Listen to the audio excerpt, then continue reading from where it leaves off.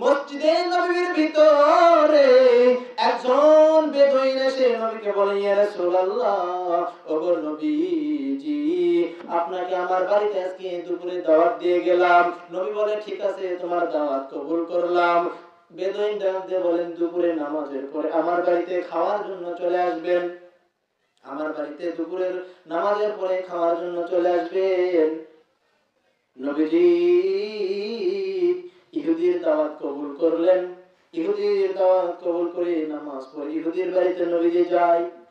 ইহুদি নবীজিকে এমন কটু ভাষায় গালাগালি করে, নবীকে ডাক দিয়ে বলে, মুসলমানের নবী দেখ কেমন,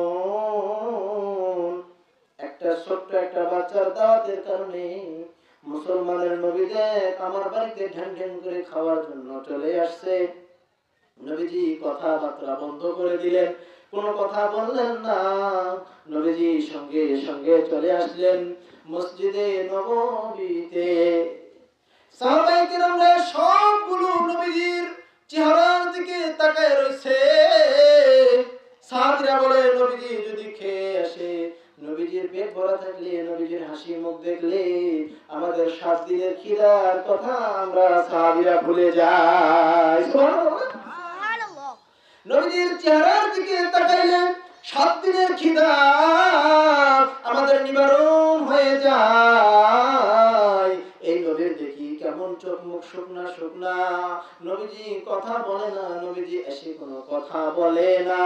যখন পরের দিন আবার জোহরের নামাজের সময় ছোট্ট একটা বাচ্চা মসজিদে নববীর জানলা দিয়ে ডাকতেছে, ও মুসলমানের নবী, আমার বাবা আপনাকে দাওয়াত দিছে, নামাজের পরে আমার বাড়িতে খাওয়ার জন্য যাইবেন। নবীজি কি করলেন? কথা শুনিয়া, ছোট্ট বাচ্চার দাওয়াত পাইয়া কথা শুনিয়া আমার নবীজি আবার ইহুদির বাড়িতে চলে গেলেন। ইহুদি আবার বলে, দেখো দেখো দেখো, মুসলমানের নবী কত লোভী। একজন ইহুদির বাড়িতে ছোট্ট বাচ্চার দাওয়াতে নবীজি খাওয়ার জন্য ঢ্যাং ঢ্যাং ঢ্যাং ঢ্যাং করে চলে আসছে। নবীজি কথা বললেন না, চলে আসলেন। তৃতীয়বারের বেলা, তৃতীয় দিন, আমার আপনার নবী মুহাম্মদুর রাসূলুল্লাহ নবীজি এবার মসজিদে নববীর ভিতরে মাত্র হযরতে বেলাল আযান দিয়ে মসজিদের ভিতরে ঢুকেছে। এমত অবস্থায় মুসলমান আবার ওই ছোট্ট বাচ্চা এসেছে। আসার পরে ডাক দিয়ে বলে, ও মুসলমানের নবী, আমার বাড়িতে আপনার দাওয়াত রইল, আপনি যাবেন আমার বাড়িতে, আমার বাবা আপনাকে দাওয়াত দিয়েছে। নবীজি ছোট্ট বাচ্চার দাওয়াত পাইয়া চলে গেলেন ইহুদির বাড়িতে দাওয়াত খাওয়ার জন্য।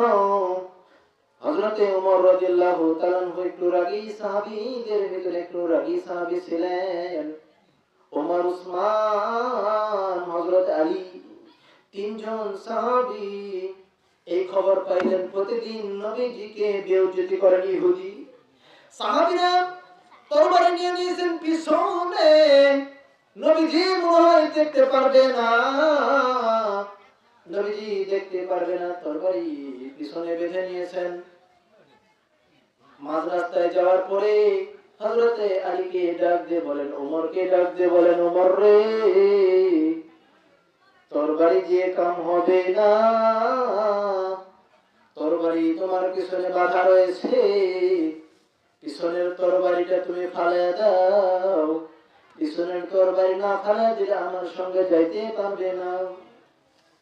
আলী, ওমর, উসমান, 3 জন সাহাবী বলে, ইয়া রাসূলুল্লাহ, বারবার 2 দিন আজকে দিয়ে হয়ে যাবে 3 দিন, আপনাকে অপমান করা 3 দিন হয়ে যাবে। নবীজি, দুনিয়াতে এমন কোন মানুষ এখনো পর্যন্ত জন্মে নাই আপনাকে অপমান করবে। সুবহানাল্লাহ বলেন। সুবহানাল্লাহ। তরবারি নিয়ে যখন যায়, নবীজি বললেন, না, তরবারি নিয়ে যাওয়া চলবে না, তরবারি ফালায়া দাও। ইহুদির কাছে যখন আমার নবীজি গেলেন, ইহুদি ডাক দিয়ে বলে, দেখ রে দেখ, মুসলমানের নবী কত ভালো, একদিন দুই দিন অপমান করলাম, নবীর মনের ভিতরে কোনো কষ্ট নাই, নবীজি আমার বাড়িতে চলে আসছে। সঙ্গে সঙ্গে ইহুদি নবীকে ডাকতে বলেন, ইয়া রাসূলুল্লাহ, আপনি সত্যের পয়গম্বর, আপনার নাম রাহমাতুল লিল আলামিন। ওগো ইয়া রাসূলুল্লাহ, আমার হাতে হাত ধরাইয়া কালেমা পড়াইয়া আমাকে মুসলমান বানাইয়া দিন।